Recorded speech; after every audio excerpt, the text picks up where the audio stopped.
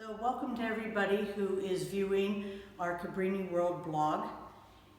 We are about to undertake a new theme for this year, and that is the way we love, how our charism and values shape our ministries. Our charism calls us to be the bearers of love of Christ to the world.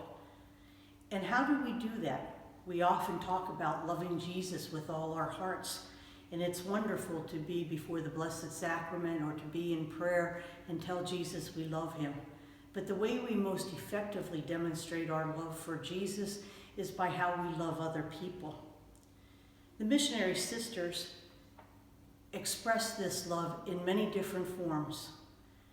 We take care of South Sudanese refugees at the border of Uganda.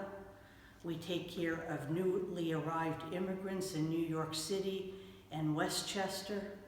We serve migrants and refugees passing the Mexican border. We work in healthcare in underserved areas, take care of refugee mental health in Australia, provide primary school and preschool for children who do not have access to those in Sao Paulo and Rio de Janeiro. In Argentina, we work in one of the most marginated communities, providing a school and a clinic. Those are the concrete ways that we give expression to the love of Christ in the world today. So what does it mean to be a Catholic organization? What does it mean to be a faith-based organization? It is the essence of what we do.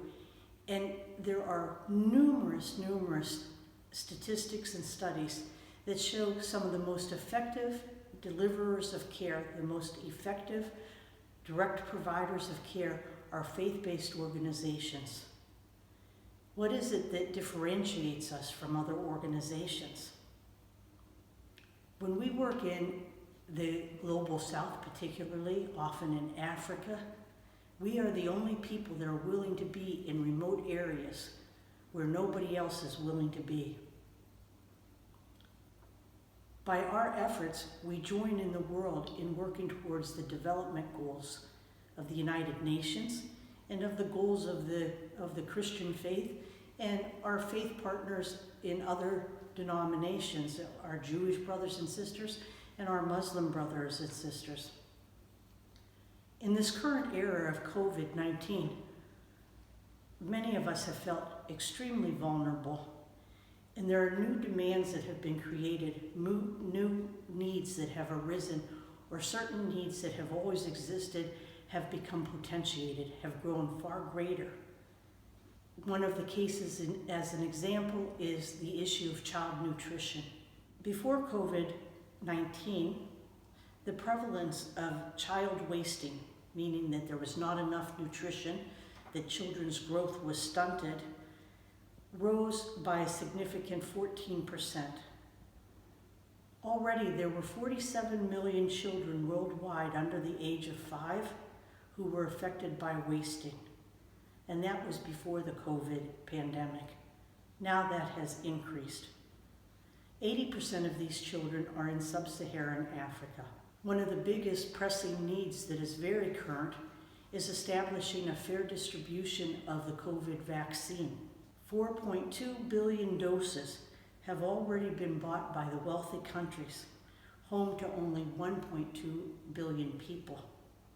This type of hoarding will not do well for global health, and all of us, as we see a virus spreads all over the world, the virus does not know boundaries, the virus does not know nationalities. And unless we find a way that we distribute these vaccines in a way that helps every country and all people to be vaccinated, all of us remain vulnerable. There's also a continuing need to look at the needs of the elderly. Currently, there are about 700 million people in the world who are over 65 years old. In 30 short years from now, that number will double to almost 15 million people. We know that the elderly often are more vulnerable, have very particular healthcare needs, and need some dependence on others to help them. So we need to be looking at the needs of healthcare. How do we provide dignified care? How do we maintain their support? How do we help them stay connected with their families? We, as the Missionary Sisters of the Sacred Heart, have several care facilities for the elderly that provide excellent care, but we need to continue to look at how to be innovative and keep responding to the most pressing needs. Throughout the year, we will also address other issues that are important in showing and demonstrating how we love.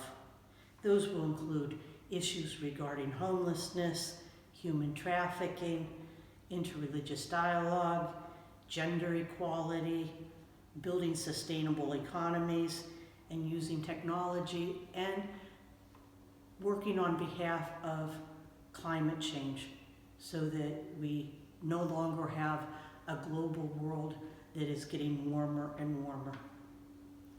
It is against this background that we say we, the faith-based organizations, need to exert the great influence that we already have, and we need to be able to be part of the policy makers, policy deciders about what happens, because our faith integrates faith and good science and proper Christian ethics in making those decisions.